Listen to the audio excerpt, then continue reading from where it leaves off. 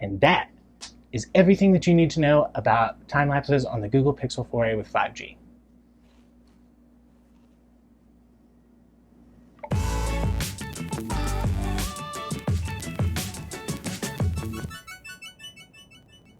Yo, it's Joe from Photos with Phones. Today we're here to talk about time lapses on the Google Pixel 4a with 5G. Let's get started. First things first, the camera setup in the Pixel 4a with 5G is the same as is in the Pixel 5, so if you have a Pixel phone, this video is applicable to you. To test what Google's time-lapse mode can do, I went out the other morning and captured some time lapses, and then I'm also capturing everything that I'm saying right now. I'm recording the audio on my iPhone 11 Pro, but I'm also recording a time lapse on the Pixel 4a with 5G using the selfie camera so that you can kind of see how you can use that. The other morning I did use the 1 times, 5 times, 30 times, and 120 times. I think that's all the times. I used all the time-lapse modes and all the lenses so we can see exactly what Google software is doing to create each of these things that they say these time-lapse modes are doing. So what are the time-lapse modes that Google lists? Well, the 1 times that I'm shooting on right now is for dramatic speed ups and slowdowns like you saw in the intro. 5 times mode is supposedly good for lively groups. 10 times 1 is good for walking. 30 times 1 is good for busy spots like the intersection I was at this morning. 120 times mode is good for sunrises and sunsets, kind of like the first example that I showed you.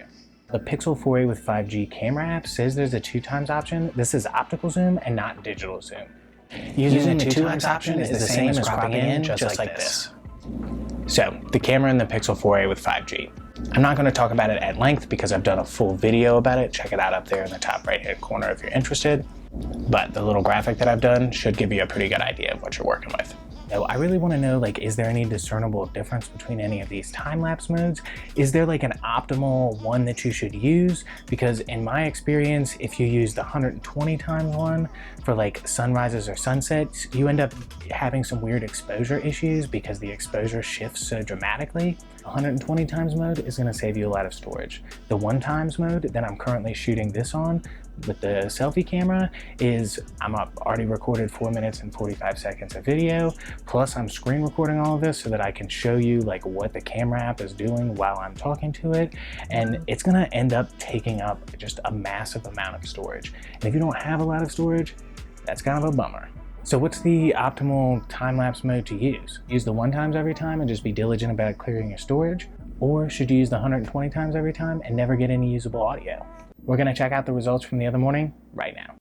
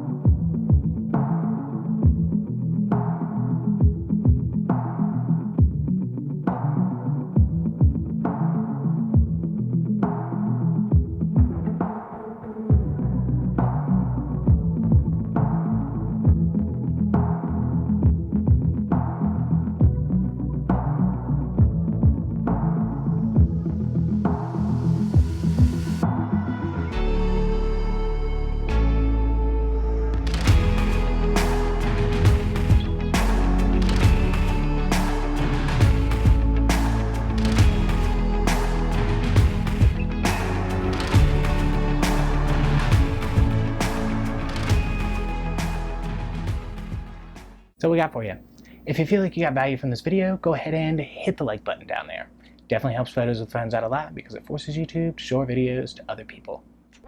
this algorithm. Comment down below and let me know which time-lapse mode you're going to use on your Google Pixel phone. We can chat about the pros and cons of each down there in the comment section. Let's do it. Also, thanks for watching Ask AR. Really appreciate the kind words. As always, subscribe to the channel and turn on that notification bell because we're coming out with twice weekly mobile photography and filmmaking, tips, tricks, hacks, reviews, unboxings, anything that you could want to know if you like taking photos and videos with your phone. Toodles. See you in the next one. Bye. So, I don't know if you've noticed, but at the end of all of the videos, I've been teasing the next video that's going to come out. The next video that's going to come out on this channel is either going to be the Sandmark 16mm wide lens attached to my iPhone 11 Pro, or I'm going to do a more thorough look at the Nightcap app, which is awesome for astrophotography on iPhone.